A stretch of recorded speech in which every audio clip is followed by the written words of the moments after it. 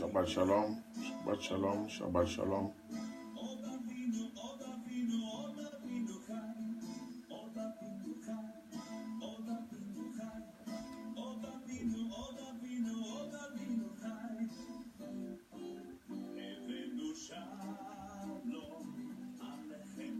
Shabbat Shalom.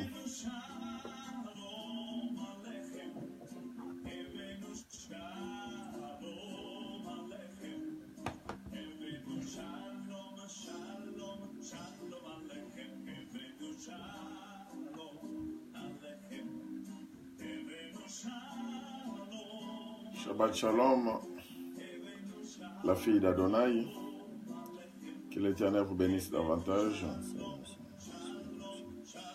Shabbat Shalom, mon frère. Nous sommes en retard de 20 minutes pour des raisons techniques. Nos excuses pour cela. Tout ce que vous pouvez faire. Shabbat Shalom, mon frère. Il suffit d'aimer la vidéo et puis la partager, s'il vous plaît. Parce que là, nous allons commencer dans 5 minutes.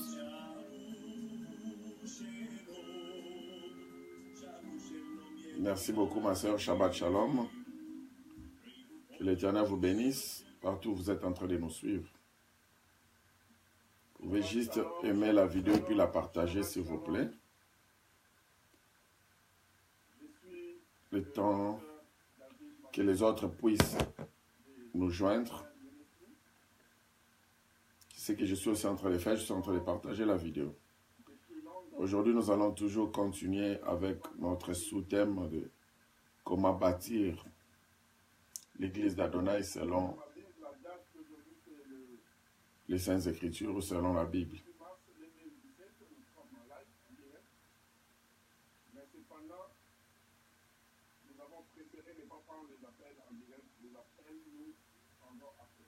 Partageons la vidéo, s'il vous plaît.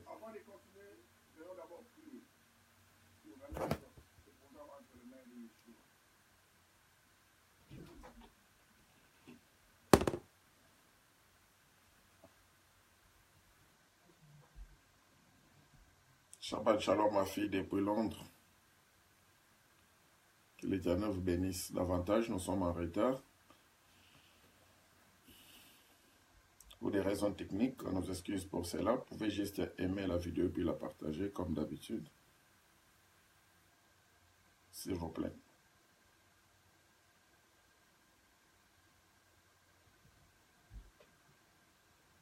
Shabbat Shalom, ma fille.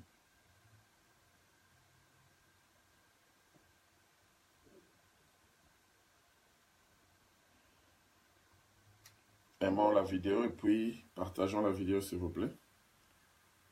À autant de groupes pour sauver une âme quelque part.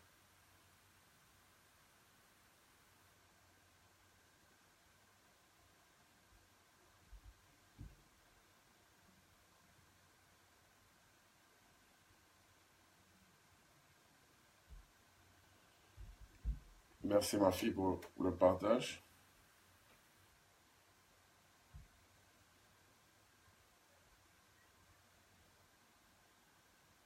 Shabbat Shalom, mon frère. Je ne sais pas si vous êtes en train de nous suivre à partir de quel pays. Que l'Éternel vous bénisse davantage. Vous pouvez aimer la vidéo puis la partager, s'il vous plaît.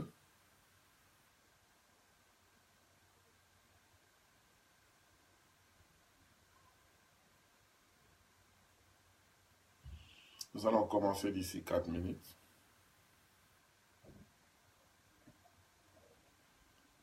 Je pense que l'émission de la fois passée avait quand même béni quelqu'un. Et aujourd'hui, nous allons encore enfoncer les clous un peu plus.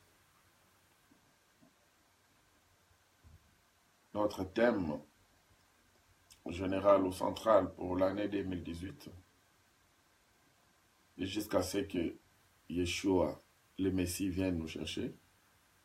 Notre thème central sera et restera retour à l'évangile fait à Sion. Alors, cela vous dit déjà quelque chose. S'il faudrait retourner à l'évangile pur, ça vous dit quelque chose parce que la plupart des messages que nous recevons en ces derniers temps sont des messages triqués. C'est la fausseté, les hérésies, les erreurs, et j'en passe. C'est pourquoi notre thème général, c'est toujours les retours à l'évangile fait à Sion ou à Jérusalem. Il faudrait que le peuple de l'Éternel y retourne. On ne va pas y aller physiquement. Bien sûr que oui, ceux qui voudront bien se joindre à nous pour faire le tour d'Israël quand nous irons avec nos étudiants. Parce que Shabbat Shalom, en fait, c'est une école biblique en ligne ou par correspondance. Quand vous êtes en train de nous suivre là, vous êtes déjà à l'école.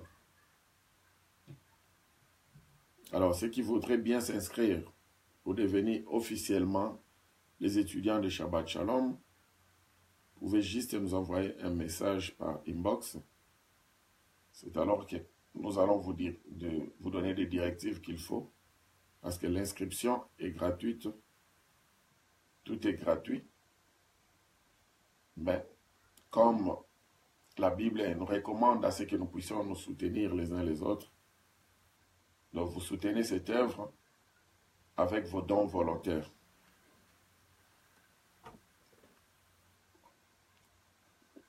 Nos excuses, vous soutenez l'œuvre de Yahvé, cette école de Shabbat Shalom, avec vos dons volontaires. Mais si j'étais à votre place, je vais le faire avec le peu que j'ai. Si c'est 1 livre sterling, gloire à Yahvé. Si c'est 1 million de livres sterling, gloire à Yahvé. L'essentiel, c'est de participer au soutien de ces ministères qui bénit beaucoup de gens et qui va nous bénir tous cet après-midi. Pour ceux qui nous suivent pour la toute première fois, nous allons vous recommander d'aller sur YouTube, de taper Shabbat Shalom sur la barre de recherche, taper Shabbat Shalom, David Mafuta, et commencer par la vidéo numéro 3. Aujourd'hui, nous en sommes au numéro 60.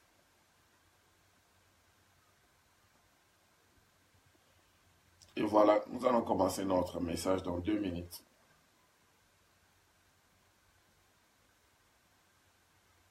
Aimons la vidéo, partageons la vidéo en cascade s'il vous plaît.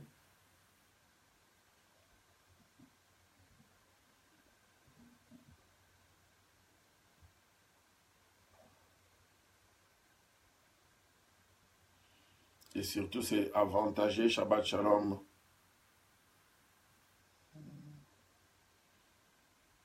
Je ne sais pas si vous êtes en train de nous suivre à partir de l'Allemagne, que l'Éternel vous bénisse davantage. Oui, je disais, le mieux serait de partager avec le groupe. Parce qu'un groupe peut peut-être compter plus ou moins 1000 membres. Alors à ce moment-là, vous allez évangéliser 1000 membres du coup. Même plus de 200 pour bien Dieu.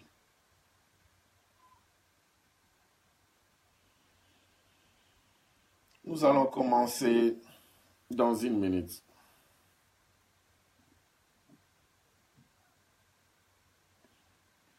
Je sais que tout va bien chez vous, raison pour laquelle vous êtes en direct à l'école Shabbat Shalom TV pour suivre nos enseignements.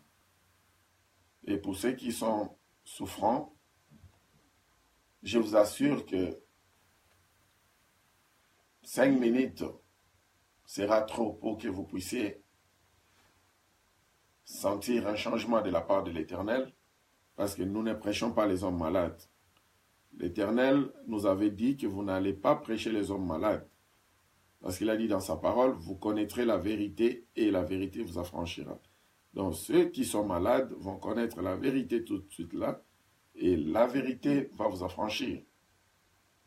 C'est comme ça que nous tous, nous croyons, et nous avons la foi que nous sommes en bonne santé. Et voilà, dans quelques secondes, nous allons commencer.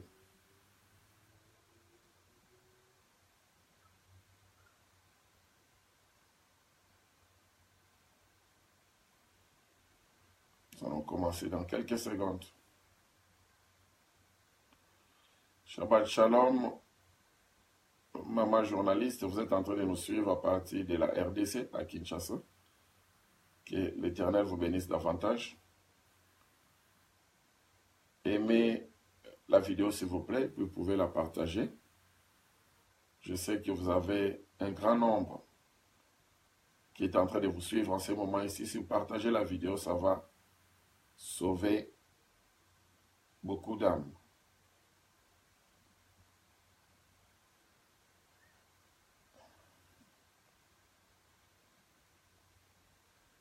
Ok, là nous voulons maintenant décoller. Vous pouvez déjà attacher vos ceintures parce que nous allons prendre un vol. Notre vol est surnommé Jérémie 33.3. Nous ne parlons pas de Jérémie 33.3 aujourd'hui, mais c'est juste le nom de notre Boeing, Boeing Jérémie 33.3, qui va nous prendre de Rome et nous allons retourner à Jérusalem. Le vol retour de Rome à Jérusalem, parce que les Romains nous ont pris de Jérusalem jusqu'à Rome pour nous apporter n'importe quoi, l'évangile de la corruption. Aujourd'hui, nous voulons parler de l'évangile pur, l'évangile vrai, fait à Sion. C'est pourquoi maintenant, serrons nos ceintures, nous allons décoller. Ok, je vais d'abord me présenter pour ceux qui nous suivent pour la première fois. Je suis bel et bien le pasteur David Mafuta de Mount Zion Ministry, dans le nom de notre ministère. Là, c'est en anglais. En français, c'est le ministère de Sion. Et nous émettons sur Shabbat Shalom TV. Jusque-là, c'est en rediffusion. Et là, nous sommes live sur Facebook. Nous sommes ici chaque samedi de 15h. Souvent, nous disons de 15h jusqu'à 16h, mais malheureusement, avec nos études supérieures que nous avons déjà commencé d'ici un mois ou un mois et demi, là, nous sommes en train de faire plus d'une heure du temps. Je sais que le Saint-Esprit d'Adonai m'a averti qu'aujourd'hui, nous ferons moins de 2 heures du temps. C'est vrai. Et voilà, ceux qui veulent connaître davantage nous concernant, ils peuvent toujours aller sur notre page de Facebook ou aller sur YouTube. Il suffit de taper Shabbat Shalom, David Mafuta. C'est là où vous allez nous connaître davantage. Si vous avez des questions à poser, nous sommes toujours ouverts pour répondre à toutes vos questions. Pour ceux qui nous suivent pour la toute première fois, il y a des termes, par exemple, à la place de Jésus-Christ, nous dirons Yeshua, Hamashiach, en hébreu. Or, on peut dire Yeshua le Christ, parce que Yeshua, son nom en hébreu, est un nom propre. Ça ne peut pas changer, même si on utilisait dans n'importe quelle langue. Nous parlerons d'Adonai, nous parlerons de Yahvé, nous parlerons d'Elohim, donc le Dieu, tout-puissant créateur de l'univers. Il a un nom. Au lieu de dire c'est moi Dieu, tout le monde parle de Dieu, mais cependant, parfois ce n'est pas le créateur, n'est-ce pas? C'est pourquoi nous voulons bien parler d'Adonai, d'Elohim, de Yahvé, de Yah, les créateurs. Ok. Nous allons décoller par la prière. Prions. Adonai, Elohim, le tout-puissant créateur de l'univers. Père, nous te bénissons pour ton peuple. Nous sommes là, Seigneur, afin que tu nous utilises comme des canaux pour bénir ton peuple. Ainsi que nous-mêmes, nous avons aussi besoin de la même bénédiction. Seigneur Père éternel, loin de nous tout esprit de faute, d'erreur, de compétition, d'orgueil ou que sais-je. Lorsque le Saint-Esprit d'Adonai soit complètement au contrôle, afin de nous libérer un message qui va nous affranchir, afin que nous soyons des hommes libres, et que ton Église connaisse aussi la vérité. Nous te bénissons, Père, pour prendre le contrôle total de cet enseignement. Dans le précédent de ton Fils Yeshua, Hamashiach. Nous avons ainsi prié, nous disons tous Amen. Amen. Nous prenons encore nos Bibles. Dans notre sous-thème, comme la fois passée, c'est toujours comment bâtir l'église d'Adonai selon la Bible ou selon les Saintes Écritures. Ça vaut la peine parce qu'aujourd'hui, tout le monde est en train de bâtir l'église de Yahvé, l'église d'Adonai, mais pas selon la Bible, selon peut-être le précepte des humains ou selon la culture de leur nation, ou par compétition, par esprit de compétition, ou ils veulent juste faire comme les autres. Et cependant, dans la Bible, il y a aussi des hommes comme Moïse qui devaient bâtir les sanctuaires de l'Éternel, les sacerdoces de l'Éternel. Et il a fait selon les Saintes Écritures. Alors aujourd'hui, nous avons aussi des pasteurs répandus partout dans le monde entier qui veulent bien bâtir l'église de Yahvé, mais soit par ignorance, ils font comme les autres, ou avec leur savoir, ils font cela pour détruire et appauvrir davantage les pauvres, afin qu'ils puissent s'enrichir et devenir incontournables, après se moquer de ces mêmes pauvres qui ont mis les petits qu'ils avaient pour la construction de ces temples-là. Et ils prennent des exemples bibliques qui n'ont absolument aucune connexion avec ceux qu'ils sont en train de faire. Et nous, pourquoi est-ce que Yahvé nous a donné ce fardeau de prêcher ce message? En fait, parce qu'il y a ce fléau-là. Dehors, tout le monde veut faire la même chose. Nous, non plus, nous ne sommes pas spéciaux, mais nous avons juste reçu un message et nous avons le devoir de libérer ce message-là pour sauver beaucoup de pasteurs et beaucoup de disciples de Yeshua qui sont déjà dans la perdition. Prenons Ésaïe 66, juste les 2 premiers versets. Nous lisons la parole de Yahvé. Ainsi parle l'Éternel. Le ciel est mon trône, et la terre mon marchepied. Quelle maison pourriez-vous me bâtir, et quel lieu me donneriez-vous pour demeure? Toutes ces choses, ma main les a faites, et toutes ont reçu l'existence, dit l'Éternel. Voici sur qui je porterai mes regards. C'est celui qui souffre et qui a l'esprit abattu. C'est celui qui craint ma parole. Vous voyez, c'est ce que la Bible est en train de nous dire. Et ces mêmes passages bibliques dont Yahvé est en train de poser la question aux hommes de ce monde pour dire quelle maison ou quelle demeure allez-vous me bâtir, parce que je n'habite pas des maisons faites par le main d'homme.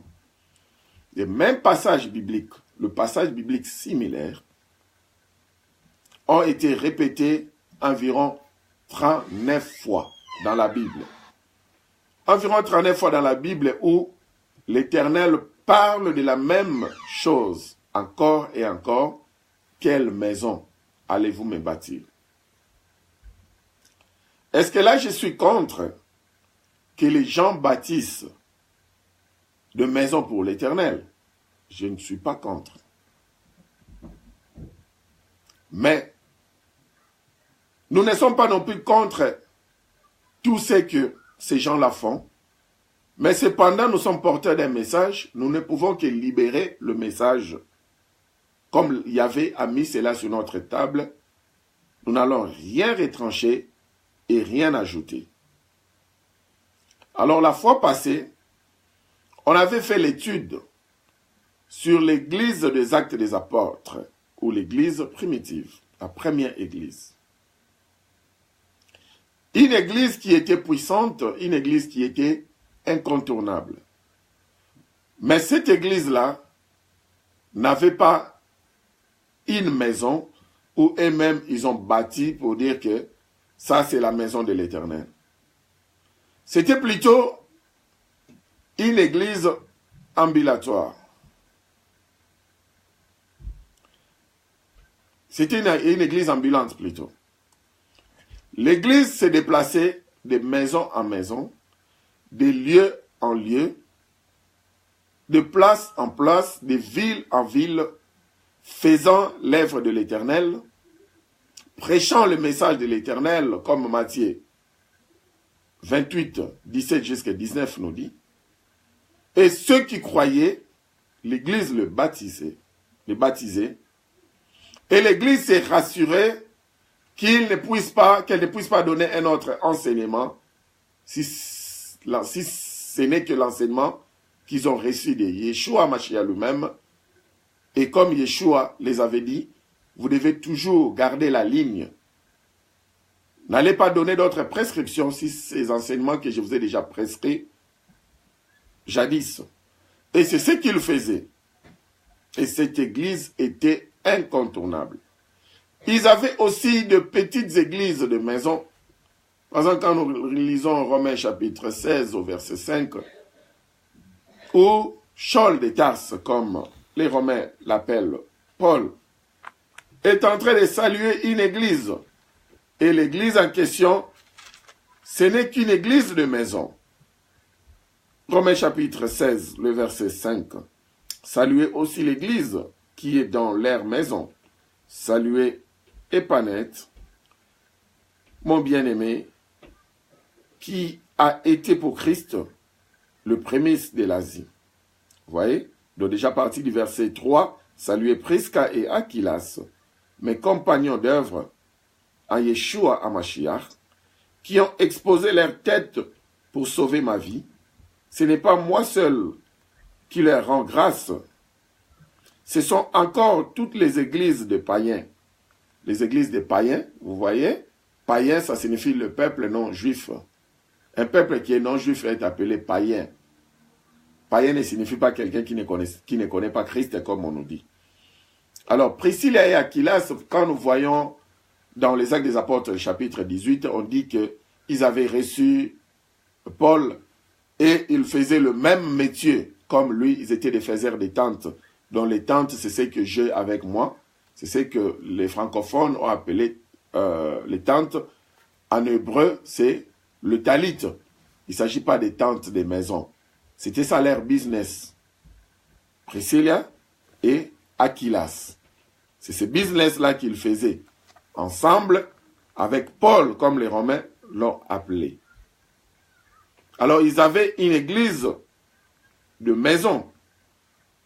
C'est pourquoi, dans le verset 3, Paul, dans sa prison, Saul de Tarse dit saluer Prisca et Aquilas. Mais quand vous voyez dans les Actes des Apôtres, chapitre 18, on commence par Aquilas et Prisca, ça c'est une erreur.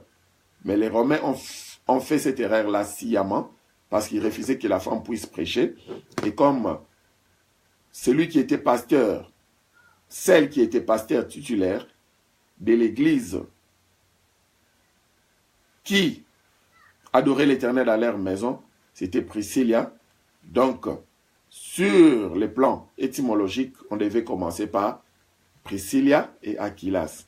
Mais, vous allez voir les Actes des Apôtres 18 a commencé par Aquilas et Priscilla. Ce sont des erreurs graves. Mais cependant, prenons cela comme erreur d'interprétation, ce n'est pas un problème. Revenons à notre matière. Alors, ce sont des églises, des maisons. Vous voyez? Mais aujourd'hui, quand vous voyez une église des maisons, par exemple, où les gens se réunissent, ils sont au nombre de 10, ils sont au nombre de 5 ou 20 ou que sais-je, c'est là où les gens diront non, ça ce sont des sectes. Parce que ce ne sont que des petites églises. Mais cependant, quand on voit un grand bâtiment, où c'est écrit Église de Christ en Afrique du Sud, et puis il y a du monde, il y a les instruments, les musiciens sont là, ils jouent au tambourin, la chorale est là, c'est là on dit, ça c'est l'église de Yahvé. Ici nous voyons les œuvres de Yahvé, or c'est autre chose. Mais cependant, nous voyons comme dans les livres de Genèse, chapitre 28, comme on a parlé la fois passée à partir du verset 16, où nous voyons l'histoire de Yaakov, qu'on a appelé Jacob chez les Romains, et ils ont dit Jacob signifie un voleur, un supplanteur, n'importe quoi, parce que Yaakov, en hébreu, ça signifie suiveur de Yah, ou disciple de Yah. Yaakov, Yah, qui signifie Yahvé, et puis Akov, disciple. Alors, quand nous voyons quelqu'un comme Yaakov, qui a monté sa pierre, et qu'il a surnommé Bethel pour dire que la maison de l'Éternel, parce que c'est là où il a rencontré Yahvé, et c'est là où il a fait ses sacrifices d'adoration à l'Éternel. Il a appelé ça la maison de l'Éternel. Ce n'était pas une maison bâtie avec des bâtiments, une grande maison. Ce n'était pas où il y avait des chairs, où il y avait des choristes et tout, non. Mais comme c'était un lieu d'adoration pour lui et ceux qui étaient avec lui, un lieu où il donnait des sacrifices de louange et d'adoration, le lieu de rencontre avec son Yahvé, l'Éternel qui a créé les cieux et la terre, il a appelé cela la maison de l'Éternel. C'est pourquoi il a dit en hébreu, c'est ici, le Bethel de l'Éternel, la maison de l'Éternel. Alors, aujourd'hui, quand on parle de l'Église, nous voyons autre chose. Or, en réalité, la fois passée, on nous avait bien expliqué que l'Église, c'est juste le corps mystique de Christ. C'est ça la signification de l'Église. L'Église est spirituelle. L'Église n'est pas un bâtiment. L'Église est spirituelle. Et elle est ambulante. Elle se déplace. Alors, si l'Église est spirituelle, on comprend déjà que nos bâtiments, c'est vrai qu'on a emprunté le terme pour dire que ça c'est notre église locale. Ce n'est pas mauvais d'emprunter ce terme-là, mais bizarrement, les gens dans leur tête, aujourd'hui, ils pensent que l'église en réalité, c'est ces bâtiments-là, et que eux, en tant que des humains, et ils ne sont pas l'église. Or, en réalité, le temple de Yahvé, nous dit 1 Corinthiens 6, c'est notre corps. Vous voyez? Donc nous sommes l'église de Yahvé. Nous sommes le temple de Yahvé. 1 Corinthiens chapitre 6, le verset 19. Ne savez-vous pas que votre corps est le temple du Saint-Esprit qui est en vous?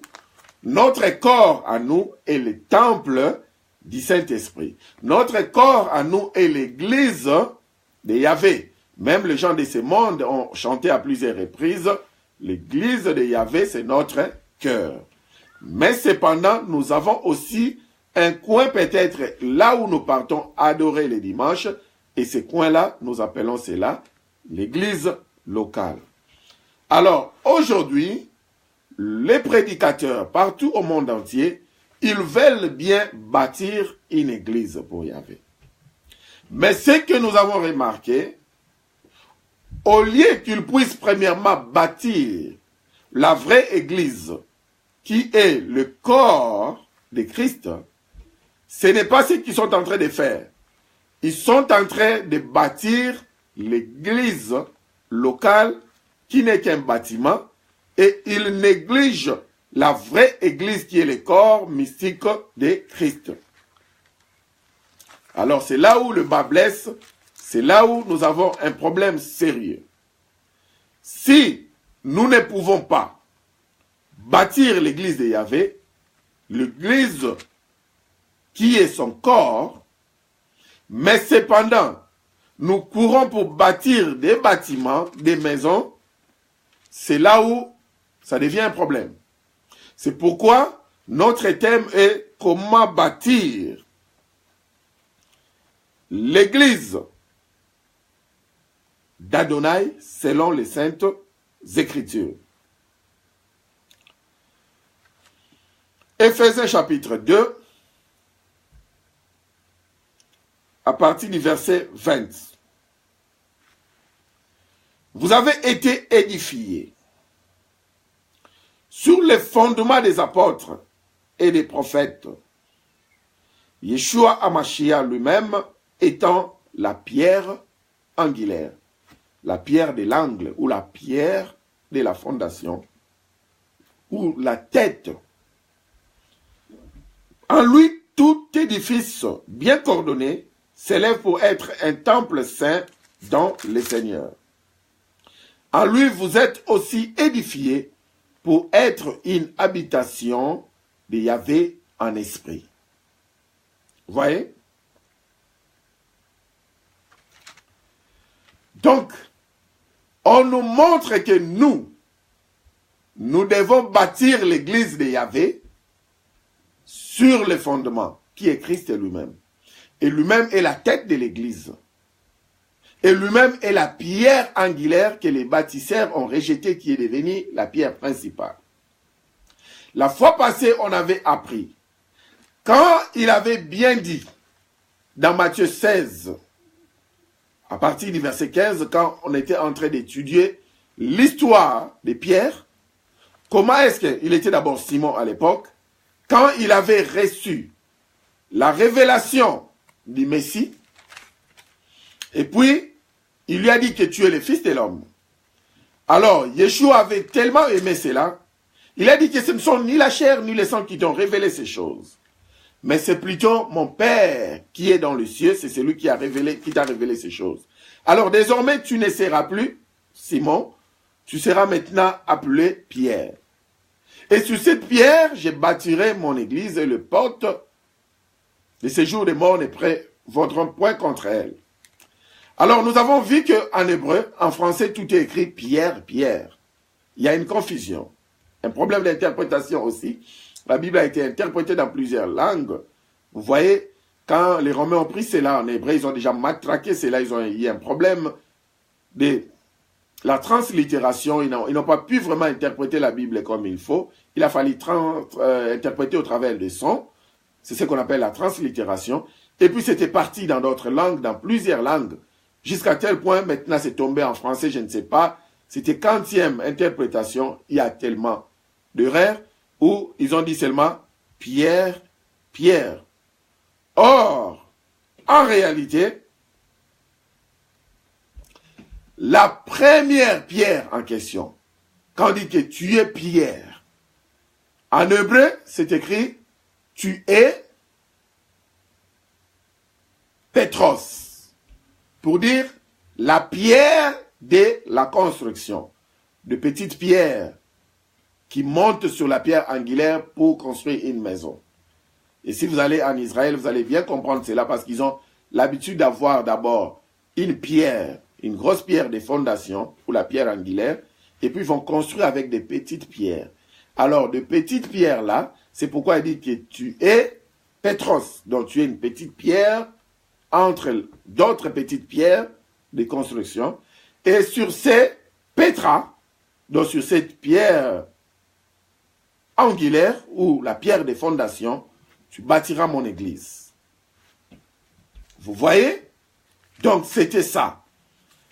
Alors, comme il y a eu un problème d'interprétation, on a dit pierre sur cette pierre, là on n'arrive plus à rien comprendre. Mais tu es Pétros, sur ces pétras, je bâtirai mon église. Vous voyez?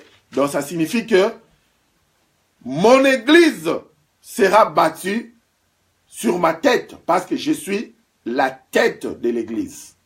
La pierre angulaire s'efface comme le grec disent. Vous voyez, le pétra comme les hébreux disent. Et aussi appelé la tête. C'est comme ça que vous voyez, par exemple, en hébreu, quand on dit Rosh Hashanah, la tête de l'année ou la nouvelle année. Vous voyez? Alors, Christ est la tête de l'église. Il aimerait qu'on puisse construire sur lui, nous, des pétros, des petites pierres de construction. Lui reste la pierre angulaire, la pierre de fondation. C'est comme ça qu'il nous dit encore davantage dans 1 Pierre chapitre 2, le verset 5. Et vous-même, comme des pierres vivantes, édifiez-vous pour former une maison spirituelle. C'est pourquoi on avait dit que l'église est une maison spirituelle, le corps mystique de Christ. Alors, il dit, comme de pierres vivantes, édifiez-vous, venez ensemble, baptisés sur la pierre angulaire, qui est le Pétros, qui est le Pétra, Yeshua Hamashiach. Et il dit, venez ensemble pour former une maison spirituelle, un saint sacerdoce, afin d'offrir de victimes spirituelles agréables à Yahvé par Yeshua Hamashiach. Pourquoi il dit un saint sacerdoce? Parce que Moïse avait aussi bâti un sacerdoce à l'Éternel. Mais les sacerdoces de Moïse n'étaient pas un saint sacerdoce. Parce que les sacerdoces de Moïse n'étaient pas spirituels, mais c'était un sacerdoce physique. Et quand nous lisons dans Exode 25, à partir du verset 8 jusqu'au verset 9, c'est là où on voit Yahvé qui a pris Moïse, qui l'a amené quelque part, pour lui dire que regarde bien, comme tu es en train de voir, je vais à ce que tu puisses reproduire la même chose. Je vais te montrer un sacerdoce qui est là, au paradis. Tu verras ce sacerdoce là-haut, et puis tu vas recopier la même chose en bas. Alors, quand maintenant nous voyons dans Exode 31, dans Exode chapitre 31, c'est là où il lui dit, parce que Moïse avait sûrement peur, parce que l'Éternel est en train de lui dire de bâtir un sacerdoce physique. Ça sera un lieu d'adoration.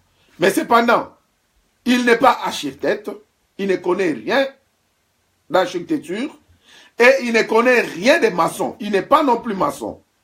Mais l'Éternel lui dit qu'il va bâtir une maison, un sacerdoce pour lui, pour son peuple. Alors Moïse était un peu inquiet. Et Yahvé a compris cela. Il est venu au chapitre 31, il lui dira, à partir du premier verset, l'Éternel parla à Moïse et dit, sache que j'ai choisi Betsanel, fils d'Uri, fils de Hur, de la tribu de Juda. Je l'ai rempli de l'esprit d'Adonai, de sagesse, d'intelligence et de savoir pour toutes sortes d'ouvrages. Je l'ai rendu capable de faire des inventions. Vous voyez, lui qui n'a même pas étudié, Betsanel n'avait même pas étudié. Il n'a pas fait le science de mathématiques, physique, la maçonnerie ou que sais-je. Mais l'Éternel a mis en lui toutes sortes d'inventions. Donc il est l'ingénieur des ingénieurs, mais qui n'a jamais étudié. C'est pourquoi avec l'Éternel, il ne faudrait jamais dire à quelqu'un, toi, tu n'es pas intelligent parce que tu n'es pas allé à l'école. C'est faux. Nous voyons nos parlements, par exemple, en Afrique, remplis avec ceux qui ont fait les doctorats. Mais qu'est-ce qu'ils en font? Absolument rien. Mais c'est pendant un membre parlementaire qu'on pouvait chercher au village. Il peut donner une seule bonne idée, une seule bonne information qui peut transformer toute une nation. Mais comme nous n'avons pas cette matière de l'Éternel, on bourre la nation avec ceux qui ont fait le doctorat et ils sont là en train de dormir au Parlement. Ils n'ont même pas une idée pour transformer toute une nation. Qui sont pour? Ils élèvent leur main droite. Qui sont contre? La main gauche. Les abstentions, d'autres mettent les doigts. Vous voyez, n'importe quoi. Ça, c'était juste entre parenthèses. Alors, le verset 5. De graver le pierre enchâssée, de travailler les bois, d'exécuter toutes sortes d'ouvrages. Et voici, je lui ai donné pour aide Oliab, fils d'Aïsamak, de la tribu de Dan. Je mis de l'intelligence dans l'esprit de tous ceux qui sont habiles, pour qu'ils fassent tout ce que j'étais ordonné. La tente d'assignation, l'arche du témoignage, les propitiatoires qui sera dessus, et tous les ustensiles de la tente, la table et ses ustensiles, le chandelier d'or pur et tous ses ustensiles, l'autel de parfum, l'autel des holocaustes et tous ses ustensiles, la cuve avec sa base, le vêtement d'office, le vêtement sacré pour les sacrificateurs Aaron, le vêtement de ses fils pour les fonctions du sacerdoce, l'huile d'onction et les parfums odoriférants pour les sanctuaires ils se conformeront à tous les ordres que j'ai donnés. L'Éternel parla à Moïse et dit aux enfants d'Israël, et dis-leur, vous ne manquerez pas d'observer mes Shabbats, car ce sera entre moi et vous, et parmi vos descendants, un signe auquel on connaîtra que je suis l'Éternel qui vous sanctifie. Alors, si on continue, c'est là où on verra que il va demander même au peuple, pendant la construction, le peuple, ils apporteront leurs offrandes pour construire ces sacerdoces. Et l'offrande en question, ça sera le demi-cycle. Alors, or, à l'époque, un cycle d'argent, si nous voulons valoriser cela, à nos jours, c'est entre 2,50 $, 6 $ américains. Et un cycle d'or, si nous voulons valoriser cela aujourd'hui, c'est entre 128 $ américains, 150 $ américains. Alors, on demandait la contribution d'un demi-cycle. Et on disait, même pour les bourgeois, même pour le prince, ils ne vont pas apporter plus, ils vont seulement apporter un demi-cycle. Alors, si vous voulez apporter un demi-cycle, aujourd'hui, disons par exemple d'argent, ça signifie que vous allez apporter moins de 3 $. Si c'est un demi-cycle d'or, vous allez apporter moins de 70 $ ou 70 $ pour le Belge. Et c'était ça. Ce n'était même pas pénible pour que les gens apportent leur part de construction, leur pierre d'édifice afin de bâtir ces sacerdoces. Et l'Éternel avait choisi les hommes habiles, remplis d'intelligence, de sagesse, bien équipés pour faire tous les ouvrages. Et il les a remplis de techniques, de sciences, de tactiques et tout. Et voilà que ce temple-là n'était que physique. Un sacerdoce palpable. Mais aujourd'hui maintenant, on nous parle d'un sacerdoce d'une maison qui est spirituelle. La maison de Yahvé. Alors, comment nous allons bâtir cela sur le plan spirituel? Et on nous montre clairement que la matière de construction pour cette maison spirituelle, ce sont nos âmes.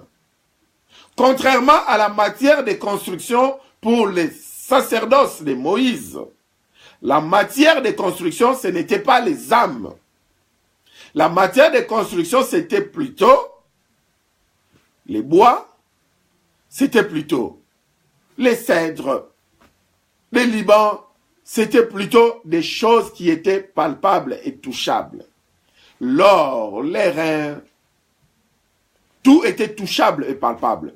Parce que la maison, ces sacerdoces-là étaient physiques.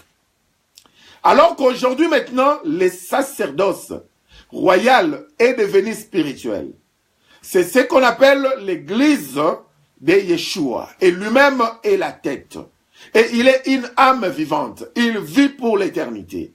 Et nous aussi, qui sommes des âmes vivantes, des pierres vivantes, nous devons venir ensemble pour bâtir sur la tête, sur le fondement, la fondation, la pierre angulaire, les pétras de notre vie, qui est Yeshua HaMashiach. C'est pour cette raison, quand vous voyez dans les Actes des Apôtres, à partir du chapitre 2, quand les nombres de ceux qui s'ajoutaient dans l'église primitive s'augmentaient, on ne disait pas que le nombre de membres s'est augmenté. Mais on appelait ce nombre-là le nombre d'âmes. Il y a eu environ 3000 âmes qui se sont ajoutées dans l'assemblée. C'est Actes des Apôtres chapitre 2, le verset 41. Ceux qui acceptèrent sa parole furent baptisés, et en ce jour-là, le nombre des disciples s'augmenta d'environ 3000 âmes. On ne dit pas que le nombre s'augmenta d'environ 3000 membres, mais 3000 âmes. Alors la différence se fait déjà voir clair. Aujourd'hui, dans nos églises, on ne parle pas des membres, mais on parle plutôt, on ne parle pas d'âmes, on parle plutôt des membres. Là où quelqu'un te dira dans mon église, comme ils appellent, j'ai 500 membres ou j'ai 3000 membres. Dans mon église, j'ai peut-être 3000 hommes ou 3000 personnes. Mais cependant, bibliquement parlant ici, comme l'église était spirituelle, on ne pouvait pas compter les hommes, on ne pouvait que compter les âmes. Parce que c'était des âmes qui étaient affranchies, des âmes de sauvés. Ce sont eux-là qui s'ajoutaient à l'église. Mais aujourd'hui, ceux qui s'ajoutent dans nos églises ne sont pas les âmes, mais ce sont les membres. Le membre des soutiens, le membre de la chorale, le membre pastoral. C'est pour cette raison, nous ne voyons rien de spirituel dans nos assemblées. Tout est devenu mécanique. Alors, cette église-là primitive dont nous sommes en train de parler, comme on avait dit la fois passée, c'était une église qui se souciait en premier. L'église en question, en premier, se souciait d'âme. L'église en question ne se souciait pas en premier de bâtiment. Est-ce que je dis que nous n'allons plus construire des bâtiments? Ce n'est pas ce que je dis. Cette église-là pouvait se réunir dans n'importe quel coin, sous un manguier, dans n'importe quelle maison d'un disciple de Yeshua, même dans la forêt. Elle pouvait toujours se réunir. Mais l'importance, ce qui était primitive, pour cette église-là, c'était d'abord le soutien d'âme. Il a fallu soutenir les âmes à tel point que, sur le plan émotionnel, que personne n'ait de problème. Parce que nous savons que l'âme, c'est la base, c'est le demeure des émotions, des sentiments, des impulsions. Alors, pour éviter que cette église-là puisse connaître le dérapage, c'est pourquoi il a fallu d'abord entretenir l'âme de ceux qui venaient. Que l'Éternel bénisse ma femme davantage parce que c'est vraiment sa révélation. Les messages que nous sommes en train de prêcher, c'est la révélation qu'il y avait à révéler à ma femme. Et ma femme m'a passé cela. Nous sommes en train de partager avec vous selon que le Saint-Esprit d'Adonai nous donne. Que l'Éternel la bénisse davantage. Alors, cette église-là se souciait d'âme. À tel point qu'elle avait remarqué que les âmes étaient en train de souffrir sur le plan social. Il y avait certaines âmes qui avaient des problèmes. Si nous voulons aujourd'hui parler de ces problèmes-là, mettons cela à jour. Je ne dis pas que c'était ces cas-là, mais mettons cela à jour. Il y avait une âme qui avait des problèmes de minerval, des problèmes pour payer son loyer, des problèmes pour mettre un peu de nourriture sous la dent. Il y avait des problèmes sociaux. Et cette église-là se souciait que tout le monde, toutes les âmes puissent trouver solution à leurs problèmes. À tel point que il y avait maintenant une culture où les gens commençaient à vendre leurs biens et ils apportaient l'argent sous les pieds des disciples. Et les apôtres prenaient cet argent-là, ils faisaient le partage équitable, afin que chacun d'eux puisse subvenir à ses besoins. C'est comme ça que cette église-là se souciait plus de social. Je ne dis pas plus, là ça sera mal dit. Se soucier, cette église-là se souciait aussi de la vie sociale des âmes qui venaient. Parce que cette église-là savait, je m'excuse, elle savait que une âme peut ne pas venir à l'église, peut-être seulement parce qu'elle n'a pas trouvé de quoi manger. Ou l'autre là n'est pas venu à l'église parce qu'il n'a pas trouvé de quoi se vêtir.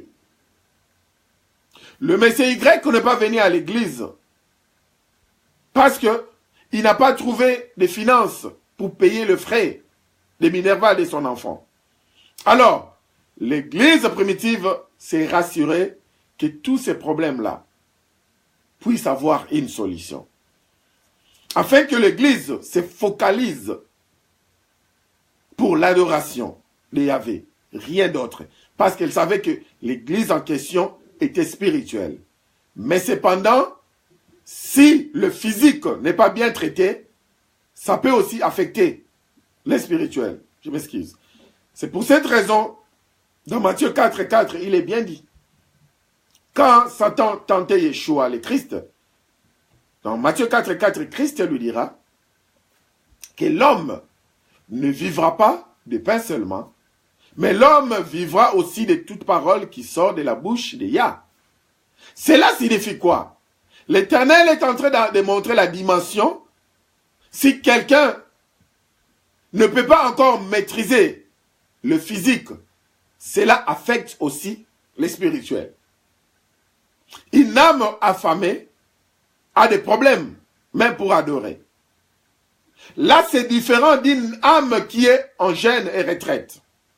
Une âme qui est en jeûne et retraite, c'est le Saint-Esprit d'Adonai qui lui donne des impulsions pour qu'elle soit forte et qu'elle puisse résister pendant autant de jours, autant d'heures, prier sans problème. Mais cependant, quand on n'est pas à l'esprit, à l'état de jeûne, une âme affamée a du mal même pour adorer l'Éternel.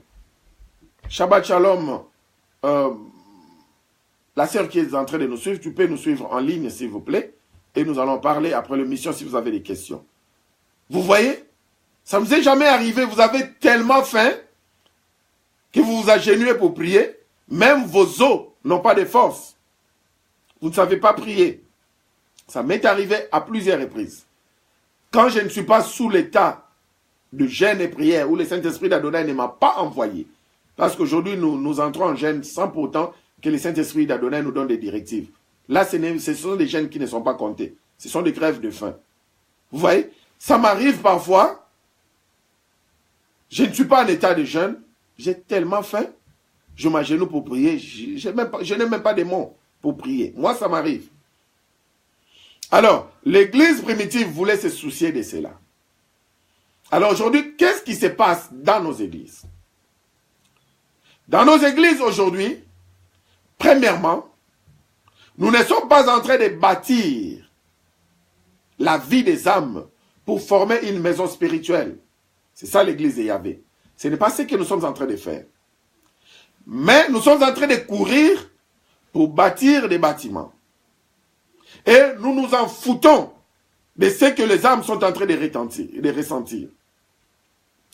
Quand Moïse a voulu bâtir les sacerdoces de l'Éternel, quand Yahvé lui donna des directives, ce n'était pas pénible pour lui. Il n'a pas tourné sa langue cette fois. Il n'a pas parlé à plusieurs émissions télévisées, radio, jeté des leaflets, des pamphlets pour persuader les gens, pour qu'ils viennent apporter leurs biens pour la construction du temple. Non. L'Éternel pourvoyait. Il pourvoyait. Et quand même, il demanda au peuple aussi de contribuer. Il leur demanda un demi-cycle. Donc, c'était faisable ou c'était raisonnable pour toutes les familles. Même les célibataires. Vous voyez, chacun avait la capacité, chacun d'eux avait la capacité de payer un demi-cycle, que ce soit en argent ou en or. C'est comme aujourd'hui, si on disait que chacun puisse contribuer un demi-cycle d'argent, par exemple, pour bâtir notre église 4 murs, église locale, le bâtiment. S'il faudrait que chacun apporte, par exemple, moins de 5 $, au moins, tout un chacun de nous aura cette possibilité-là. Ça ne sera pas pénible. Mais est-ce que je suis en train de dire que pour bâtir une maison de l'Éternel, votre église locale, il faudrait seulement que ce soit 10 $, 5 $, 20 $? Non. Vous pouvez apporter même 1 million de dollars, 10 millions de dollars, ça dépend de vous, ça dépend de la manière dont l'Éternel vous bénit en finance. Mais ça ne sera pas pénible pour vous, parce que vous avez assez. Mais pour moi, qui n'est peut-être rien, qui n'a peut-être rien, je dirais, si vous me demandez que la contribution de 50 $ pour bâtir la maison de l'Éternel, et je n'ai absolument rien, et vous me forcez pour me donner des passages bibliques pour dire que si tu bâtis cette maison de l'Éternel, tu es en train de bâtir ta maison là-haut, tu vois, pour me donner des passages bibliques, la veuve avait donné tout ce qu'elle avait, la dernière pièce, tout ça. Vous allez maltraiter la parole mal interprété la parole juste pour me forcer pour payer 100 $. Vous allez m'appauvrir davantage. Là, ça ne sera pas bien. Donc là, vous n'êtes pas en train de se soucier de mon âme en premier, mais vous êtes en train de vous soucier d'un bâtiment qui n'ira nulle part. Si Yeshua revient aujourd'hui, ce bâtiment va rester parce que le bâtiment là, l'église de Christ en Afrique, ne partira pas le jour de l'enlèvement. Ce bâtiment là écrit en grand. Réma, Bethel, je ne sais pas pour ne pas citer plusieurs noms, Rehoboth, Sion, ça ne partira pas le jour d'enlèvement. Ça restera avec nous ici. Ce ne sont que des bâtiments. Mais ce sont mais c'est plutôt l'église spirituelle. La maison qui est construite par les âmes. Parce que pour Yahvé, les âmes sont la matière de construction de sa maison spirituelle. Ce sont ces âmes-là qui partiront les jours d'enlèvement. Ce sont ces âmes-là que nous devons prendre soin en premier. Quand vous partez en Afrique, vous voyez l'église a des grands bâtiments et qui ont mis l'argent pour construire ces bâtiments-là. Ce sont le peuple que vous voyez, ce sont les membres que vous voyez à l'intérieur. Je ne les appelle pas les âmes parce que la plupart d'eux ne sont même pas convertis. Mais quand vous regardez la manière dont l'église est bâtie, vous regardez leur vie sociale, comme nous les Ivoiriens nous dirons, il n'y a pas match. Il n'y a rien à comparer. Aucune connexion. Vous sentez que c'est vraiment la pauvreté à gauche et c'est la richesse à droite. Et toutes ces richesses-là que vous voyez à droite, ce n'est que pour le pasteur. Ces bâtiments-là en premier est sous le nom de votre pasteur. Et les héritiers de ces bâtiments-là, c'est sa femme et ses enfants. Pour vous montrer que c'est son propre business. Ça n'a rien à voir avec, soi-disant, l'église de Yahvé. Et, quand vous regardez le peuple qui y adore l'Éternel, ce peuple est tellement pauvre jusqu'à la moelle épinière. Donc c'est comme vous allez me laisser affamer, et puis vous allez prendre mon argent pour me bâtir une maison. Ça n'a pas de sens. La moindre des choses, je pense que c'est d'abord bâtir mon âme au lieu de bâtir ma maison. Si vous me laissez affamer et vous me dites que ne t'en fais pas, l'argent qu'on devait te donner pour que tu manges, nous avons déjà acheté un terrain et nous allons te construire une maison. Ne t'en fais pas. Aujourd'hui, tu es en train de galérer, tu es en train de souffrir, tu es affamé. Mais ne t'en fais pas, les jours viendront. Les jours viendront. Nous avons déjà acheté un terrain pour toi. Nous sommes en train de bâtir petit à petit. Et voilà jusqu'à ce que j'aurai des maladies bizarres qui n'ont pas de nom, dont la médecine ne maîtrise même pas ou ne connaît même pas de nom. Et je vais mourir. Cependant, ma maison, soi-disant, vous l'avez bien construite. Et elle est restée pour que quelqu'un d'autre en bénéficie. C'est le même scénario avec ce qui se passe aujourd'hui. Les âmes sont dans la pauvreté. Les âmes sont en train de souffrir. Quelqu'un vous dit que nous allons bâtir la maison de Yahvé. De la même manière, nous sommes en train de bâtir ici sur la terre. Là-haut, nous sommes en train de bâtir aussi. Shabbat shalom mon frère depuis la Belgique. C'est faux. Peut-être, quand vous avez pris votre argent, ce vieux musulman qui n'avait pas mangé toute la journée, qui était au coin, en train de demander, vous êtes allé, vous avez acheté à manger à ce vieux musulman, qui ne connaît même pas la Bible. Mais cela a été écrit là-haut. Ça n'avait rien à voir avec l'église. C'est vrai, on dit que aussi longtemps cela dépend de vous, comme la Bible dit. Faites de bien à tout le monde en commençant dans la maison de Yahvé. Mais vous pouvez bâtir votre maison là-haut parce que vous avez donné la nourriture à ces vieux musulmans qui étaient au coin. Il ne connaît pas la Bible.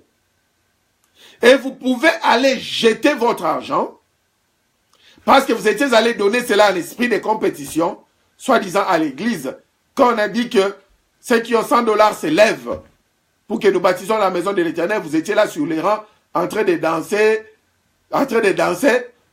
Vous avez donné par compétition. Yahvé n'a pas vu cet argent-là. Et vous-même, vous savez parfois que vous n'avez pas assez, même pour acheter la nourriture dans votre maison. Vous laissez votre famille crever et vous mettez la dernière pièce parce que le pasteur vous a dit, si vous mettez cette dernière pièce pour bâtir cette église, là-haut vous êtes en train de bâtir. Si c'est Yahvé qui vous avait dit ça, mettez votre dernière pièce et que vous obéissez à sa voix, vous mettez, vous serez bénis abondamment. Et la bénédiction dont je ne parle pas que de finances, mais d'abord, la bénédiction, la grande bénédiction, c'est l'observation des commandements de Yahvé. C'est l'obéissance qui vaut mieux plus que tout autre sacrifice. Quand vous êtes obéissant à l'Éternel, vous êtes déjà au-delà des sacrifices. Vous pouvez donner des sacrifices pour bâtir la maison de l'Éternel, mais si vous n'êtes pas obéissant, c'est de l'argent jeté. Vous voyez? Mais le pasteur vous dit, vous allez bâtir là-haut. La Bible vous dit, celui qui ne s'occupe pas de ses siens, de sa famille, a déjà rejeté la parole de Yahvé. Il est plus qu'un incirconcis. Et vous avez rejeté vos enfants qui ne pouvaient pas aller étudier. Et vous avez pris ces 100 $ là, soi-disant pour mettre au panier, pour bâtir, soi-disant la maison de l'Éternel. Et il y avait un mal que vos enfants ne peuvent pas partir à l'école, vos enfants ne peuvent pas manger. Le pasteur est assis à la maison, posé avec sa femme et ses enfants. Ils en bénéficient. Ils achètent de maisons, ils achètent de voitures.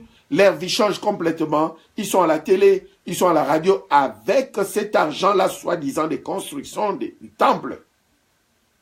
Et puis, vous remarquerez directement la différence. Et eux-mêmes vous diront, vous savez quoi? La Bible dit, vous verrez la différence entre ceux qui servent et ceux qui ne me servent pas. Or, la différence en question, c'est vos finances qui sont en train de prendre, d'acheter des maisons, et ça marque une grande différence. Vous devenez de plus en plus pauvres. Et il se dira que c'est la Bible qui m'a dit que vous verrez la différence. Parce que je suis en train de servir l'Éternel en esprit, en vérité. Vous autres, vous devez revoir votre foi. Si vous n'êtes pas bénis, revoyez votre foi. Les diacres, ceux qui viennent après lui, ils ont même des pantalons déchirés, revoyez votre foi. Et lui, il devient hautain, il change même sa manière de parler. Il devient grand, il vous parle de millions. Oui, vous dites que maintenant, 10 millions pour moi, c'est rien. 1 million pour moi, je vois ça comme rien. Mais c'est vous qui êtes en train de donner cet argent-là. Parce qu'il n'a pas un business quelque part qui lui régénère des millions. Ce sont vos millions. Que lui verra que ça ne vaut plus à rien. Mais regarde, tout autour de vous, combien il y a de pauvres. Allons-nous, soi-disant, bâtir la maison de Yahvé? Or, sa maison, comme nous apprenons, c'est d'abord une maison spirituelle. Et laissons les âmes en train de souffrir. Quand vous allez dans nos pays, partout au monde entier, où il y a des grandes églises, vous allez remarquer que ce peuple-là, qui est une grande richesse, est en train de souffrir. Il n'y a que le pasteur qui dit qu'il monte dans d'autres dimensions. Et l'huile de Psaume 133 descend sur la tête d'Aaron, retombe sur sa barbe et va partout dans son corps. Mais leur huile de bénédiction descend sur la tête, ça se limite là, ça ne descend même pas au niveau de la barbe. Là, ça devient compliqué. Quand l'Éternel bénit une église locale, il bénit votre papa et le dernier huissier. Tout le monde est béni. Vous allez remarquer que c'est une touche divine. Et ça ne ment pas. C'est une touche divine où tout le monde est béni. Alors, ils vont faire des extravagances entre nous.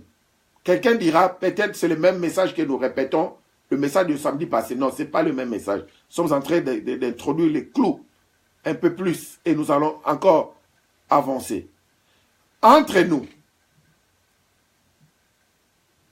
ce n'est pas possible que nos églises locales puissent avoir des entreprises? Je vous dirais oui et 1000 fois oui.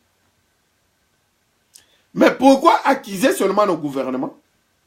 Je ne suis pas pour les gouvernements, je ne suis pas contre les gouvernements, je ne suis pas pour l'église, je ne suis pas contre l'église. Mais en matière de créer des activités, en matière de créer les emplois, l'église est mieux placée. Plus que les gouvernements. Pourquoi? Parce que d'abord, c'est d'abord un corps spirituel. Ce n'est pas un corps où il y a des crocs à jambes. C'est un corps où tu veux monter, je te donne mes deux mains, je te propulse davantage. Mais dans le monde, quand tu veux monter, je prends mes deux mains, je te ramène en bas. La force et la pesanteur. Mais à l'église, c'est autre chose. C'est un système où quand tu montes, on t'élève encore plus. Alors c'est pourquoi je dis que l'église est mieux placée pour créer beaucoup d'emplois. Je ne m'aurais pas donné des formules aujourd'hui comment l'église peut créer des emplois. Sinon, s'il y a une église locale qui nous contacte à côté, c'est là où nous pouvons leur donner des formules. Vous voyez, l'église sera puissante et c'est l'église même qui va donner le travail et l'État va en bénéficier. C'est l'église même qui va éradiquer la pauvreté. Parce que la plupart des pays, par exemple, en Afrique, vous verrez à 90%, tout le monde est chrétien. Alors, si cette église-là, ou nos églises locales, avec tout ce qu'ils ont, comme des millions, pour bâtir des maisons qui vont rester, parce que Yeshua revient bientôt. Peut-être la semaine prochaine, il va revenir. Vous avez bâti une grande maison, les âmes sont restées affamées et la maison est restée. Vous voyez, c'est pas bien, n'est-ce pas? C'est pas du tout bien.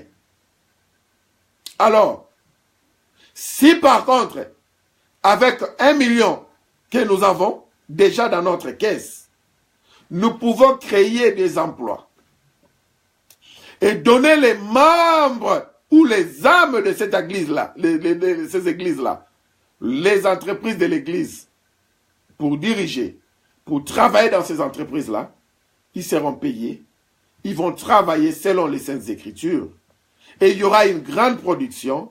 Ces 1 million-là, 5 ans plus tard, va régénérer des millions et des millions.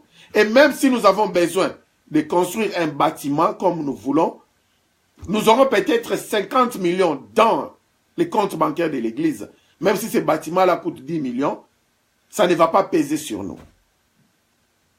Mais aujourd'hui que vous avez absolument rien, mais vous voulez bâtir des maisons qui coûtent des millions, et vous voulez appauvrir même les âmes qui viennent s'assembler avec vous, là, ça devient un problème. Et c'est un péché grave. Parce que nous serons jugés sévèrement. Vous voyez? Et nous utilisons des passages bibliques pour les tromper. Et comme ils ne savent pas décortiquer les Écritures, ils reçoivent tout ce que le pasteur leur dit. Ils reçoivent, comme ça, tout bonnement. Et voilà que le pasteur vous dira, nous allons bâtir la chair pour l'Éternel, parce qu'ici c'est la résidence de l'Éternel. Mais la chair en question, ça coûte 500 000 livres sterling, 1 million de livres sterling, bâti en marbre. Vous verrez la chair bâtie en marbre, avec des jeux de lumière comme une boîte de nuit. Suivant le système des Américains.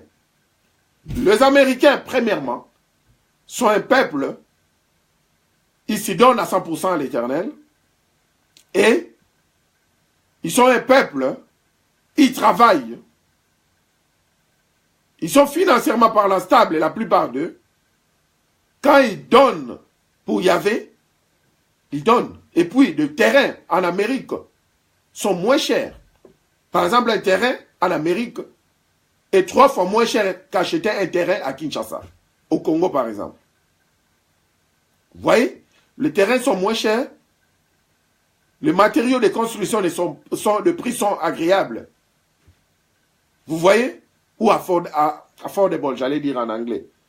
Ok, c'est pas un problème. Vous voyez, les prix sont raisonnables. Alors ces gens-là, ils viennent avec leurs finances, ils mettent tout en jeu, et il y a certains parmi eux qui sont des grands voleurs. Tout ce qu'ils prennent, ils pensent qu'ils peuvent blanchir leur argent s'ils amènent cela en église. Si quelqu'un volait par exemple $1 million américains, il amène 100 000 $ pour bâtir l'église de Yahvé. Il pense que, bon, c'est de cette manière-là que je vais blanchir l'argent, mon argent, parce que Yahvé prendra sa part. Or, ça n'a rien à voir avec tout ça. Alors ces gens-là vont bâtir des amphithéâtres terribles. Mais peut-être ça ne les a pas coûté les yeux de leur tête. Il y a ceux-là qui travaillent, qui sont bien rémunérés. Il y a plusieurs sortes de gens là-bas. Il y a des voleurs qui ont mis leur argent. Il y a des détournements qui ont eu lieu. Il y a. Je ne parle pas dans toutes les églises locales. Mais au moins, c'est ce que nous comprenons. Parce que nous avons aussi fait des études là-dessus aussi. Mais un peuple, par exemple, africain, qui n'a absolument rien. Mais le pasteur veut reconstruire un temple qu'il a vu aux États-Unis quand il était parti en vacances. Et la chair coûte $1 million américains. Ces gens-là ont peut-être construit ce temple-là, ils n'ont pas transpiré. Mais voilà ici, il faudrait appauvrir maintenant tout le monde pour reconstruire le même temple. Alors, construisons-nous selon la Bible, ou bien selon les cultures, ou bien nous voulons copier les autres, qui sont rémunérés, et même ceux qui ne travaillent pas, ils ont les allocations sociales, dont ils peuvent prendre $200 pour donner, parce que ce ne sont que les allocations sociales, ça passe. La même chose en Europe. Mais en Afrique, en Asie, soyons sérieux.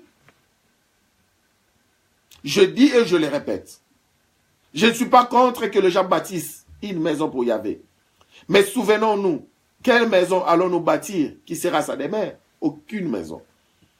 Mais nous ne pouvons que bâtir des maisons pour que ce soit des zones de confort. Pas des zones de confort, mais des zones qui seront quand même raisonnables pour un culte à Yahvé. C'est bien. Par exemple, si nous sommes sous le manguier, quand il y aura des intempéries comme de pluie, vous voyez, on risque peut-être de mettre fin au culte. Parce que les intempéries nous menacent. Mais s'il faudrait construire un 4000 bien là, avec des plafonds, des tôles, c'est bien. Vous voyez? S'il faudrait monter une partie, vous appelez chair, pour que tout le monde, pour que vous voyez tout le monde en bas, que tout le monde vous voie, ce n'est pas un problème. Mais évitons les extravagances au détriment des autres. S'il faudrait mettre la peinture, ce n'est pas un problème. S'il faudrait mettre la ventilation ou la climatisation dans le pays chaud pour que le peuple soit quand même à l'aise, ce n'est pas un problème. Mais pourquoi acheter une chaise de $500? C'est pendant que $500 là pouvaient acheter, par exemple, 10 chaises qui seront aussi solides. Parce que nous ne sommes pas là pour s'asseoir. Nous sommes là pour adorer l'Éternel. Il y a des fois même, on oublie nos chaises. On est debout, en train de chanter, de danser. On est sur nos genoux, en train de prier. Peut-être c'est seulement 20 minutes qu'on va s'asseoir sur ces chaises-là. Alors, à partir d'aujourd'hui, s'il vous plaît, aidons-nous à partager ces messages. Ça va aider beaucoup de pasteurs. Peut-être qui ont déjà acheté un terrain, ils avaient envie de reproduire comme pasteur X a reproduit cette église-là des Américains. Vous voyez? Et ceux qui ont déjà fait cela, ils ont déjà construit les églises. Bravo.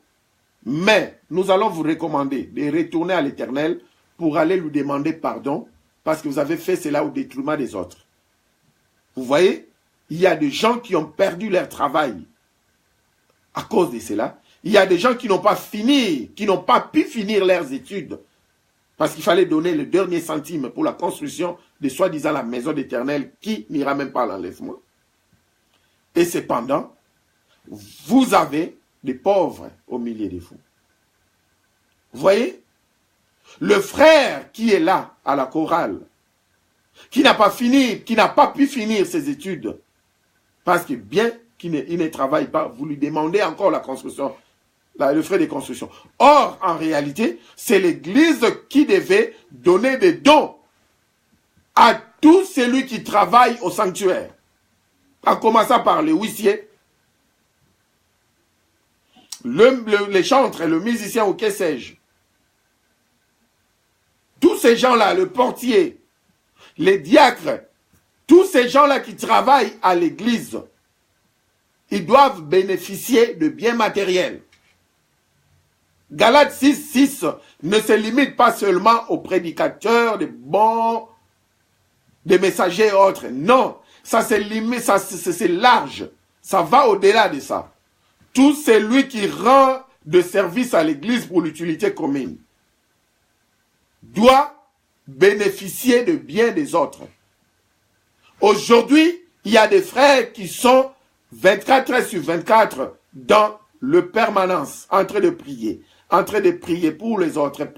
Ils sortent pour aller évangéliser et autres. Mais en matière de finances, en matière de matériel, le pasteur ne leur donne absolument rien. Comme les Anglais disent, c'est le rip-off, c'est le vol. Parce que ces gens-là, ils ne se sont pas donnés à fond parce qu'ils veulent. C'est parce que c'est le pasteur qui les pousse au travers des enseignements à ne pas faire autre chose, à se donner à 100% comme des Samuel à l'église. Vous voyez? Ou bien même si le pasteur leur demande de faire quelque chose, ils ne seront pas capables de le faire avec liberté. Peut-être à 15 heures, ils doivent se retrouver à l'église. Or, le frère a trouvé un travail qui commence de 9 heures jusqu'à 17 heures. Mais comme c'est un pilier de l'adoration à l'église ou bien de l'intercession, le pasteur a besoin de lui et la compagnie ne va pas non pas vouloir les libérer à 15 heures tous les jours pour aller travailler à l'église. Donc, ils vont carrément se débarrasser de lui et le frère se retrouve sans emploi. Comme ça, à l'église. Et l'église ne fait absolument rien pour lui. Mais l'église est là en train de les sucer encore davantage pour donner le frais de ceci, le frais de cela, le frais de ceci, 4 paniers d'offrandes pendant un culte. Ça, c'est mauvais. C'est satanique. Ça n'a rien à voir avec Yahvé. Alors, ceux qui travaillent dans la maison de l'Éternel, ce sont les âmes. À partir d'aujourd'hui, un conseil gratuit. Le mieux serait de voir ces frères-là qui est en train de souffrir, qui est à la chorale.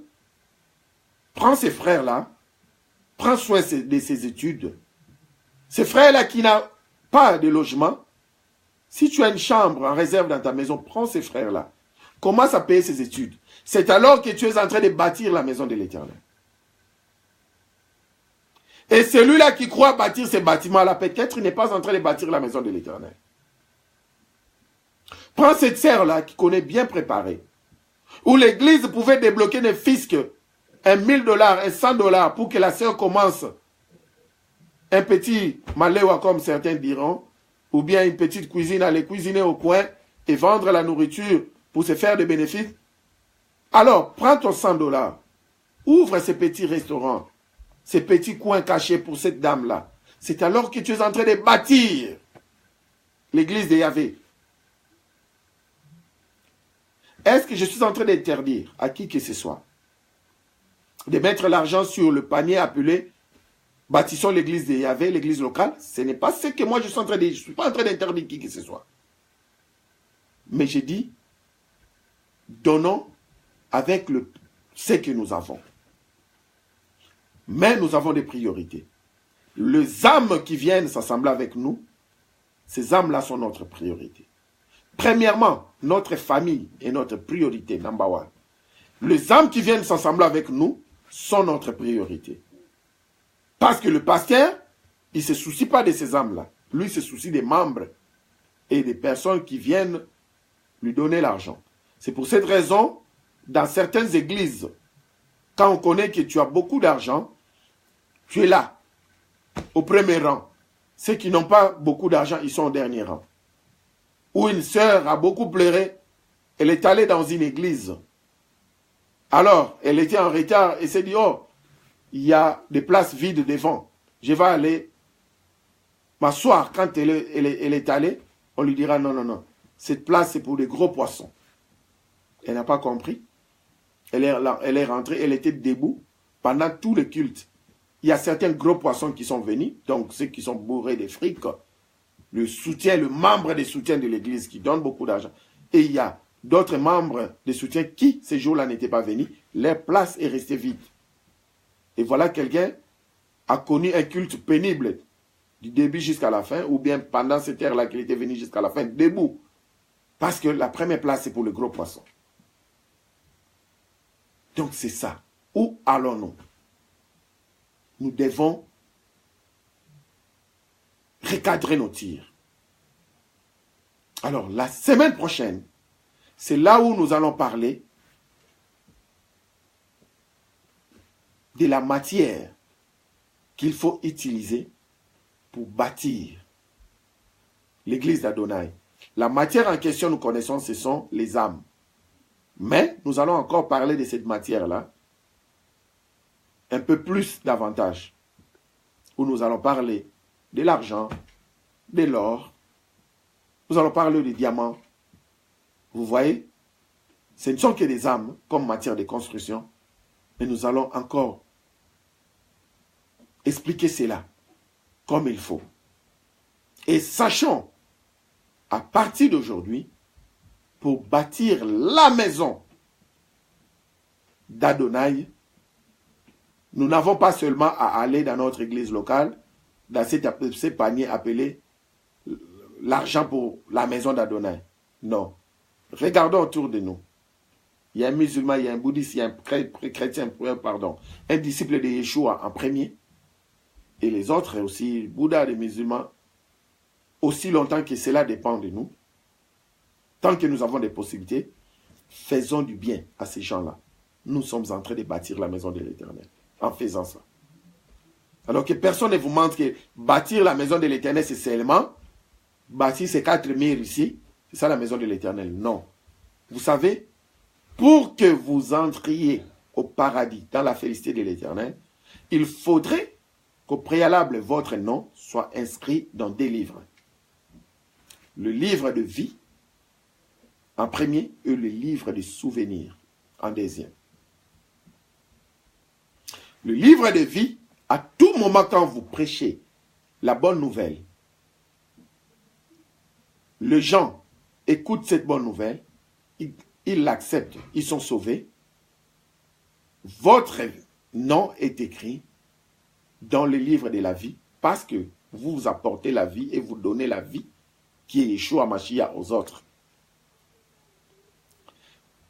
Mais les actes que vous êtes en train de faire, c'est là bâtir la maison de Yahvé et votre propre maison au paradis. Il dit à Moïse, ne bâtis pas comme tu veux, mais bâtis selon les modèles que je te montrerai au paradis. Selon ces modèles-là,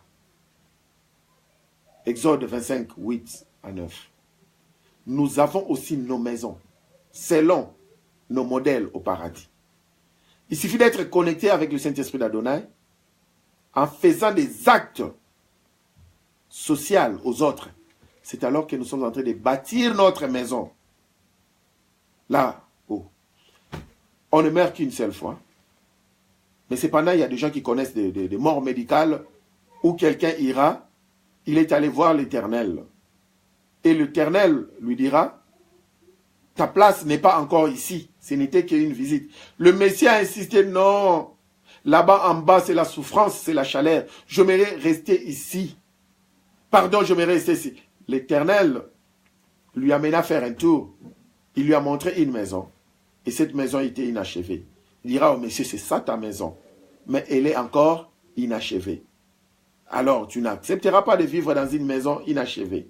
Que la nature vous enseigne. On habite dans une maison qui est déjà achevée. Donc, retourne là en bas pour aller finir ta maison. Vous voyez, ce sont des actes charitables que nous faisons. C'est là où nous sommes en train de bâtir la maison de l'Éternel et qui est notre propre maison aussi. Comme Jean 14, il le dit, dans la maison de l'Éternel, il y a plusieurs demeures. Vous voyez, nous devons bâtir. C'est alors que la semaine prochaine, nous allons vous montrer comment maintenant bâtir pour ne pas être un sans domicile au paradis. Sans domicile fixe au paradis. C'est terrible, n'est-ce pas? On ne veut pas tourner à rond au paradis parce qu'on n'a pas un lieu où habiter. Vous voyez? Donc c'est ça, bâtir la maison de l'Éternel. Moi-même, j'ai ce témoignage-là. Avant que je ne commence à servir l'Éternel, je vivais dans le désordre. Alors, jeune que j'étais, comme tout adolescent, et puis l'Éternel m'a pris dans une vision. Dans cette vision où j'étais allé devant un trône. Alors, c'est comme c'est expliqué à Apocalypse. Je ne pouvais pas voir son visage tellement qu'il y avait de l'éclat terrible. Mais cependant, il y avait 2 livres devant moi. Et ces livres-là me dépassaient en taille. Les 2 livres me dépassaient en taille. Il m'a dit, ouvre le premier. J'ai ouvert le premier, c'était bien écrit, livre de vie. Je cherchais du début jusqu'à la fin, feuilleté, in and out, up and down, j'ai cherché comme il faut, je n'ai pas trouvé mon nom. Alors, il me dira, prends le 2e livre, ouvre, et cherche ton nom. J'ai ouvert le 2e livre, je cherchais mon nom, comme il faut, aller-retour, les courbures et autres, je n'avais pas trouvé mon nom. Alors, il m'a directement montré son doigt. Et j'ai senti une impulsion qui m'a amené, et je me suis retrouvé à l'intérieur d'un gouffre rempli de feu. Je n'étais pas à l'intérieur, à l'extérieur, mais dedans, je pouvais voir le gouffre qui était rempli de feu. C'est comme si le feu qui crachait partout. Et j'ai commencé à pleurer. C'est là où je lui disais, donne-moi une 2e chance. J'aimerais maintenant prêcher. J'aimerais parler de toi aux nations. J'aimerais faire des œuvres qui vont transformer ma vie pour bâtir ta maison. C'est comme ça que j'ai commencé.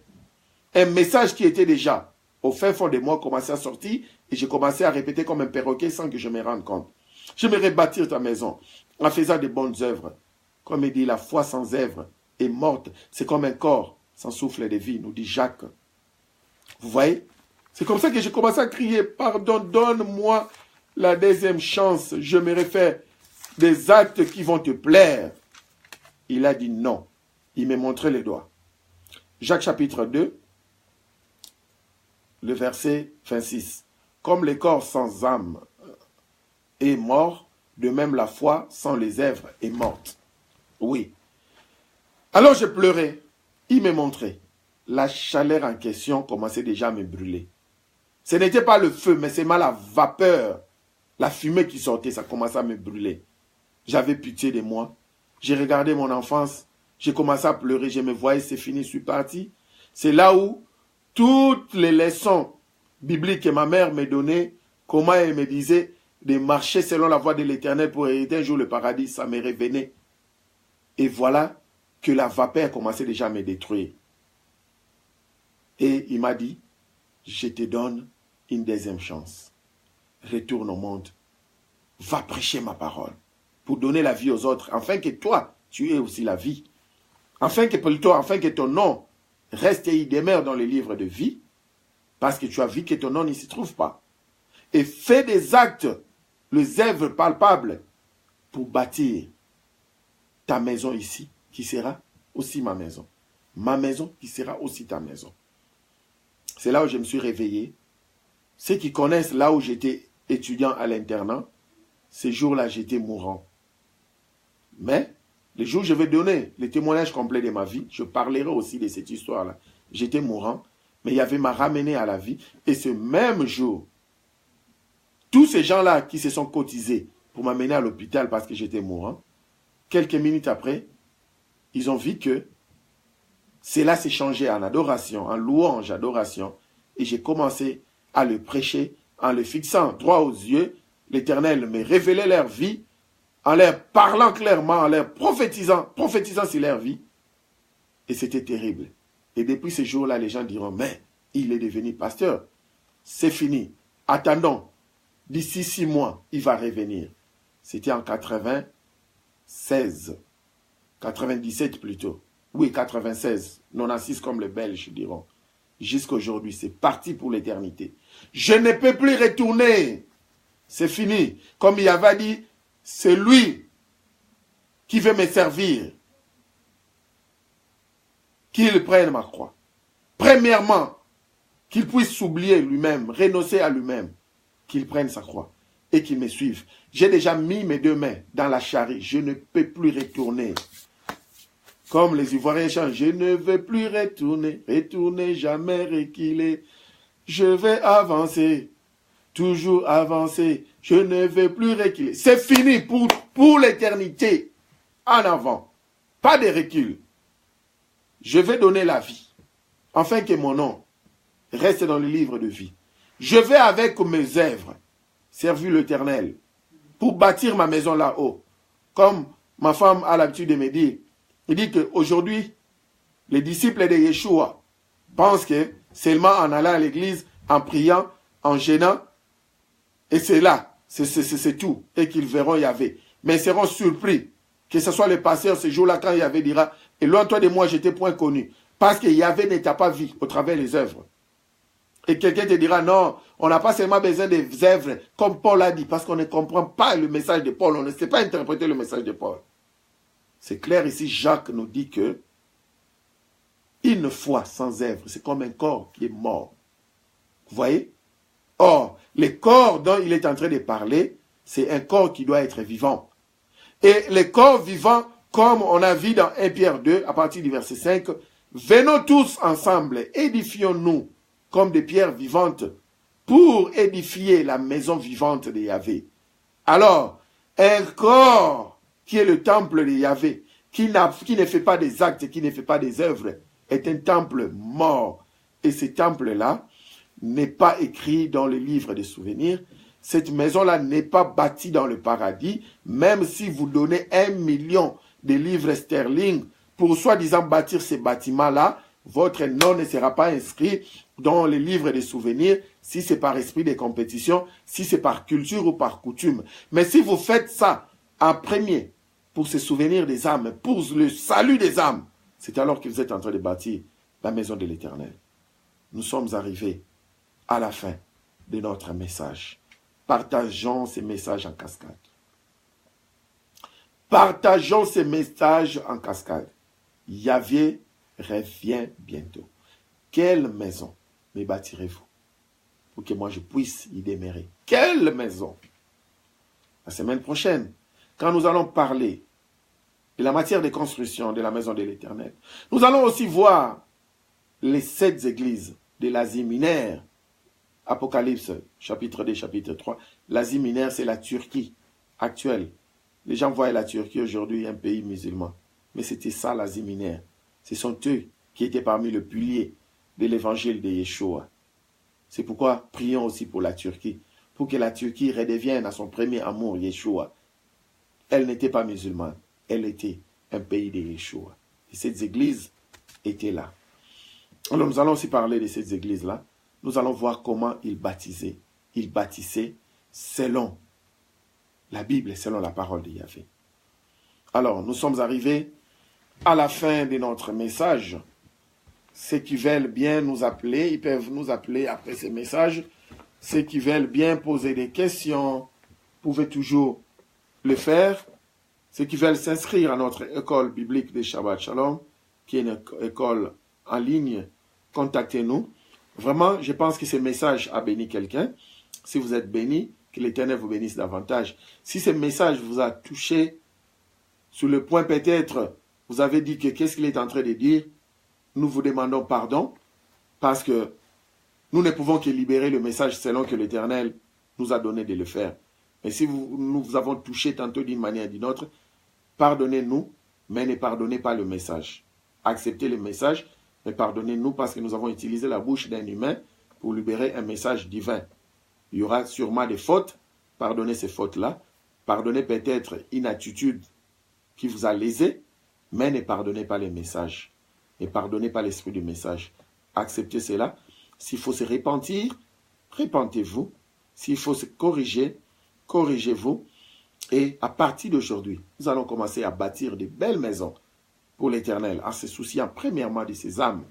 Et n'empêche, nous pouvons aussi bâtir ces 4 murs, mais que ça ne soit pas pénible pour ceux qui veulent bien bâtir. Vous voyez, mais premièrement, les âmes, les âmes, les âmes. Et surtout pas d'extravagance. Il faudrait qu'il y ait une différence quand même, le lieu d'adoration, une boîte de nuit. Pas des lumières bizarres, pas des trucs bizarres en marbre, pendant que le peuple qui adore Yahvé, dans cette même maison, est un peuple pauvre, en train d'adorer dans une maison en marbre. Ce n'est pas avantageux et ce n'est pas divin. Alors, nous allons prier pour tout le monde, y compris nous autres.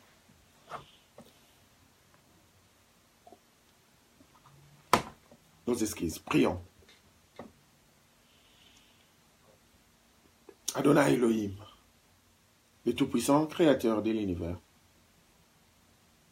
Père, nous te bénissons pour ces messages. Papa, tu nous as utilisés comme canal pour notre propre bénédiction en premier et pour la bénédiction de ton peuple. Aide-nous, surtout les serviteurs d'Adonai qui viennent de suivre ces messages. Père, qu'ils fassent la différence entre comment bâtir le 4000 et bâtir la vraie Église, le corps mystique de Christ. Et qu'ils puissent mettre cela en pratique. Donne-nous ton cœur, afin que nous puissions aussi savoir comment se soucier de tes âmes.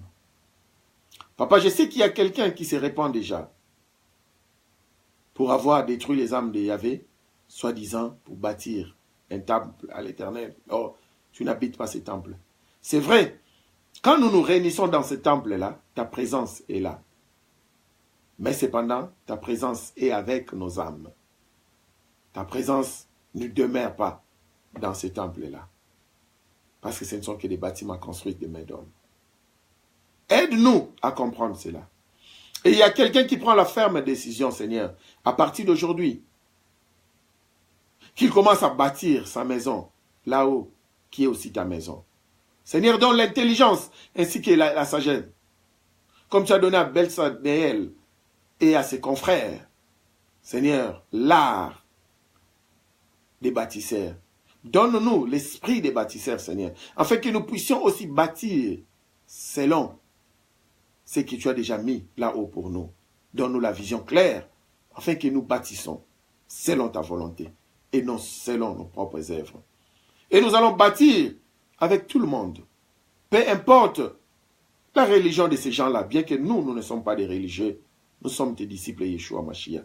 Mais nous allons bâtir ta maison avec toutes les âmes du monde entier. Parce qu'en apportant un verre d'eau, peut-être à celui qui ne te connaissait pas, cette œuvre-là peut parler et la personne peut être sauvée, son âme peut être sauvée. C'est pourquoi équipe-nous davantage, Seigneur, au travers de ta parole et au travers des œuvres, des actes, des signes et des prodiges qui suivront cette parole. Papa, nous te bénissons. Et nous recommandons tous ceux qui ont suivi ces messages pour la toute première fois, qui se disent que non. Nous avons suivi les témoignages de ces pasteurs. Nous ne voulons pas finir comme si tu ne lui avais pas donné l'opportunité de revenir. Nous ne voulons pas finir au paradis. Ils veulent bien accepter le don gratuit de Yeshua Mashiach. Permets à ceux qui t'acceptent Yeshua comme don gratuit et qu'ils appartiennent dans ta grande famille de sauver. Et qu'ils forment l'église mystique, le corps de Christ, une église vivante, des pierres vivantes, Seigneur, pour leur salut et pour le salut de tous ceux qui croient en toi. Nous te bénissons, Papa. Nous te glorifions. Nous remettons ces instants entre tes saintes mains. Dans le précieux nom de ton Fils, Yeshua HaMashiach. Nous avons ainsi prié. Disons tous Amen. Amen. Amen. Nous sommes arrivés à la fin. Partageons la vidéo. Shabbat Shalom, Shabbat Shalom, Yerushalayim, la cité du Tout-Puissant, la ville de l'Éternel. Sur ces notes, nous allons vous laisser passer des bons moments. Cette semaine qui commencera dans quelques secondes, qui vient déjà de commencer, non, qui commencera dans quelques secondes ici en Grande-Bretagne. Donc, Evenu Shalom, C'est fait shalom à tout le monde, le bien-être total, la paix, la joie, la prospérité, le bien-être total en un mot. Et venez shalom, Shabbat shalom. Bye, au revoir. Nous vous aimons bien. Au revoir.